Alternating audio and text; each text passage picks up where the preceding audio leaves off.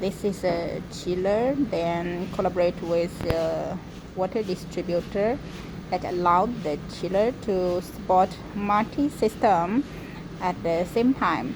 So that allowed the lab application can be used industry chiller, which is much tough with higher cooling capacity.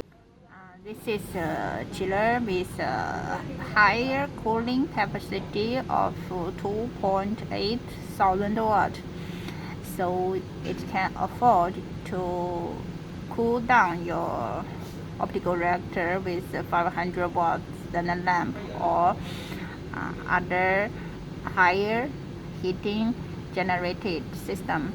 To start the scenting, you can click the scent key, then reach to the menu. There's some system scenting there, but you don't need to go into and try to forbid to scent, especially the admin scenting. So what you need to scent in this system, only the temperature and temperature different. So when you're going into the scenting, there's two values allowed you to scent. First is the scenting temperature. You can decrease or increase by click up and down key. After you confirm, you click the scenting key to confirm your scenting, then allowed you to scent the temperature different. The temperature different scenting can scent the minus and the plus, like 20 degree plus and minus 3 degrees. So you got plus minus 3 degree as the error. This one you can decrease or increase. The minimum decrease allowed you is 3. If you can accept higher temperature difference, we recommend you stand as higher as possible. That will protect your chiller, not turn on off frequently.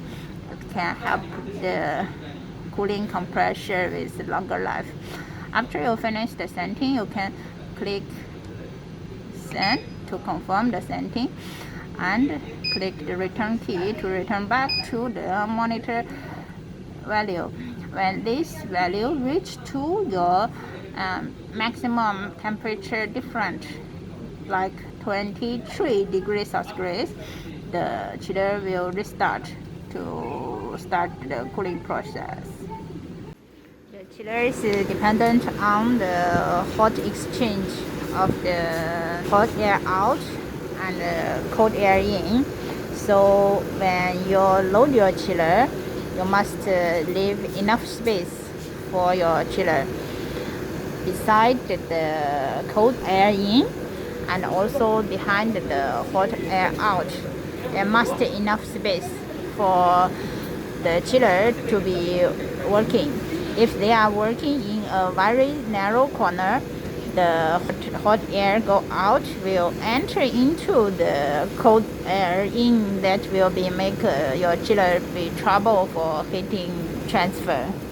If your working area is dusty, then the air in here will become dusty after some time. So you check about the dusty condition here frequently.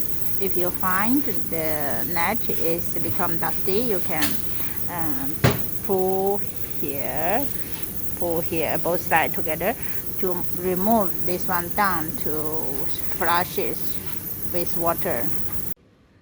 Industrial chiller commonly with highly water flow rate. So when lab application use the industry chiller, mostly the water flow rate is too big for lab use. But there will be two solutions. One is we can decrease the power of the pump. Second, we can apply this water distributor. When we apply water distributor, we can short circulate one or multi of the water port. This one not only can decrease the water flow for each of the branch, but also can protect your system For example, if you are miss operation and make your system is not open for water flow, this will protect the chiller. It's always have water cycling inside the system.